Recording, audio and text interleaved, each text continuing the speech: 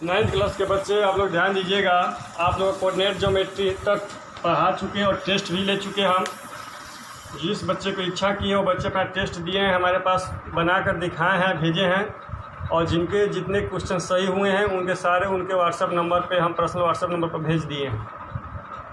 अब देखिए यहाँ पे कि जब दो चर वाले समीकरण शुरू होते हैं तो सबसे पहले कि जब एक चर वाले जो समीकरण होते हैं वह इस फार्मूले में होते हैं। जैसे एक चर वाले समीकरण का एक जो होता है ना होता है ax प्लस बी के रूप में। अब ax प्लस बी के रूप में मतलब यहाँ पे जैसे इसका लिख भी दिया, जैसे 5x प्लस 2 होगा, 3x होगा, 7y माइनस 2 होगा, 8z होगा। यह सब एक चर वाले एक घातीय समीकरण। अब दो चर वाले जो होते हैं तो दो चर में आपको दो को चर लगा रहता है, एक x और एक y लगा रहता है। इसमें a b c जो है इसके जगह पे अंक होते हैं। जैसे में 3x प्लस 2y बराबर 5, 3x माइनस 2y माइनस 7 बराबर 0। यह आपको दो चर वाला समीकरण है। इसी समीकरण का दो चर वाला समीकरण एक घातीय समीकरण जो इसी पे आपका जो चैप्टर है वह बनाना है, शुरू करना है।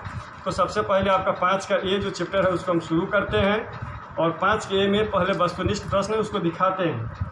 देखिए क्वेश्चन नंबर 1 में है एक चर वाले रैखिक समीकरण का कितने मतलब हल होता है, तो उसका अद्वितीय हल होता है। जो एक चर वाले रैखिक समीकरण जो होते हैं एक चर वाले, तो इसका एक ही हल हो सकते हैं, इसलिए इसको अद्वितीय लिखा जाता है। अद्वितीय मतलब दूसरा नहीं कोई एक। बी में कहा जा रहा है दो चर वाले जो समीकरण होते हैं उनके कितने हल होते हैं, तो इसका अनेक हल होते हैं। अब इसका हल अनेक हो सकते हैं। सी में है 2x प्लस 5 बराबर 0 है, तो x का मान क्या होगा, तो प्लस जाएगा इधर तो माइनस 5 हो जाएगा। x बराबर माइनस 5/2, तो x का मान कितना हो जाएगा, माइनस 5/2। अब डी में कह रहा है कि x प्लस 7 बराबर 0 है, तो कह रहा है x और y वाले रैखिक समीकरण के रूप में व्यक्त किया जाए तो y का गुणांक क्या होगा। तो y तो इसमें है ही नहीं क्योंकि x प्लस 7 है। क्वेश्चन देखिएगा तो आपको स्पष्ट होगा क्योंकि x प्लस 7 इसमें y तो है ही नहीं, तो y का गुणांक क्या होगा। तो y के साथ तो कोई गुना है ही, y मतलब है ही नहीं, तो इसलिए y का गुणांक 0 हो जाएगी। ई में दिया है जैसे 2 6 दिया है, 3 5 दिया है, 4 4 दिया है। इस सबको हम जोड़ते हैं, जैसे 2 और 6 को जोड़ेंगे तो 8, 3 5 को जोड़ेंगे तो 8, 4 4 को जोड़ेंगे तो 8। इसका मतलब ये हुआ कि x और जो y का जो योगफल है वो 8 होगा, तो इसलिए x प्लस y बराबर हम 8 लिख दिए। अब एफ में वही करा है कि एक चर वाले समीकरण का सूत्र क्या होता है, व्यापक रूप क्या होता है, यह होता है जो हम लिख दिए हैं ax प्लस बी बराबर 0। दो चर वाले का क्या होता है, x plus B Y plus C, ये सूत्र जो होता है वह लिख दिए हैं। एच में कह रहा है कि इसमें जैसे minus 3x plus 0 into y plus 4 बराबर 0 है, तो इसमें इसका व्यापक रूप क्या होगा, तो माइनस 3x 0 वाला 0 हो गया प्लस 4।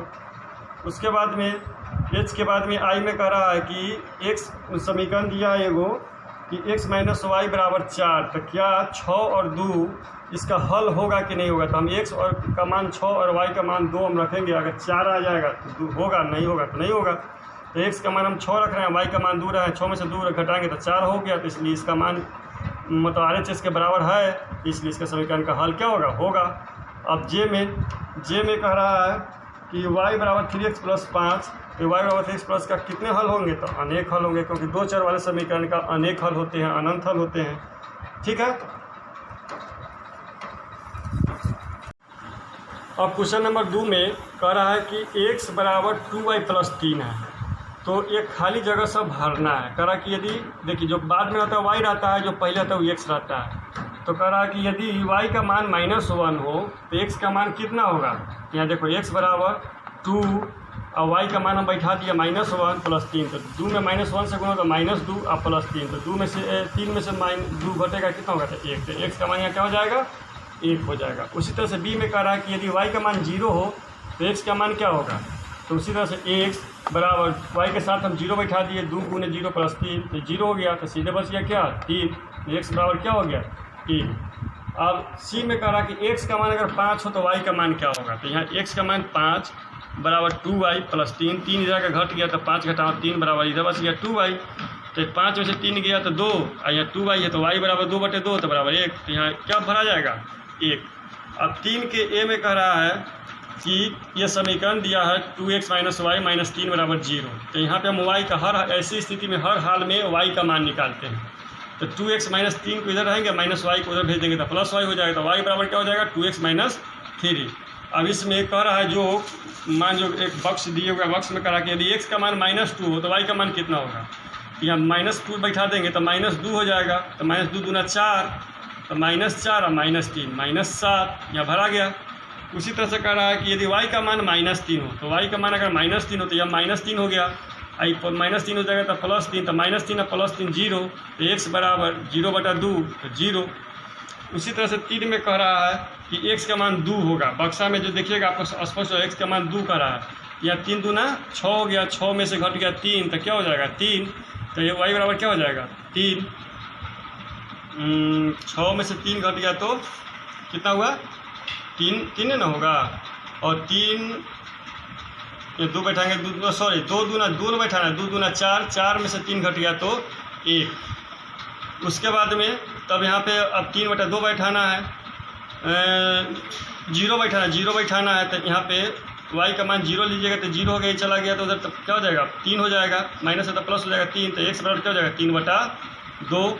और उसके बाद में लास्ट में दिया है कि x का मान 3, तो जब 3 बैठेंगे 3 दूना 6 और 6 में से 3 घट गया 3, तो 3, तो ये y बराबर क्या हो जाएगा 3। समझ में, इसको आप रफ में भी बना सकते हैं। हमको मतलब इसमें मुजवानी आया, मुजवानी सोल्व करना हल करना था तो हम मुजवानी सोल्व कर दिया। आप इसको चाहे तो मान अलग अलग भी बैठा कर निकाल सकते हैं।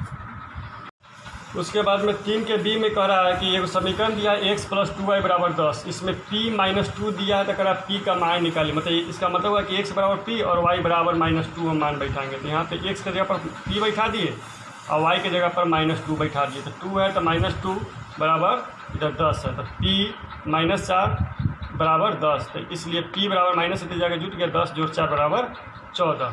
यहाँ उल्टा लिखा गया, पहले 4 का a बनाना चाहिए तो पहले a नीचे हो गया b ऊपर हो गया है। तो यहाँ 4 के a में कह रहा है 5x + 3y बराबर a है, तो करा के क्वेश्चन में देखिएगा लिखा हुआ है x का मान 1 और y का मान भी 1 हो तो a का मान निकालिए। तो 5 गुने x का मान 1 है, y का मान 1 है बराबर 3, तो 5 × 5 3 a, तो a बराबर क्या हो जाएगा 5 3 8। उसी तरह से b में कि x - 2y बराबर 10 है, तो यहाँ पे a गुने 1, x का मान बैठा है -2 गुने 1 बराबर 10, तो a - 2 बराबर 10, तो a -2 जाएगा तो जुट जाएगा, तो 10 + 2 बराबर 12। यहाँ आपको a का मान क्या हो जाएगा 12 हो जाएगा। तो आप लोगों को हम क्वेश्चन नंबर कहाँ तक 4 तक बताएं, 5 से हम कल बताएंगे। 4 तक आप लोग अच्छा तरह से रिवीजन कीजिएगा, बनाइएगा, समझिएगा, जो दिक्कत हो पूछिएगा।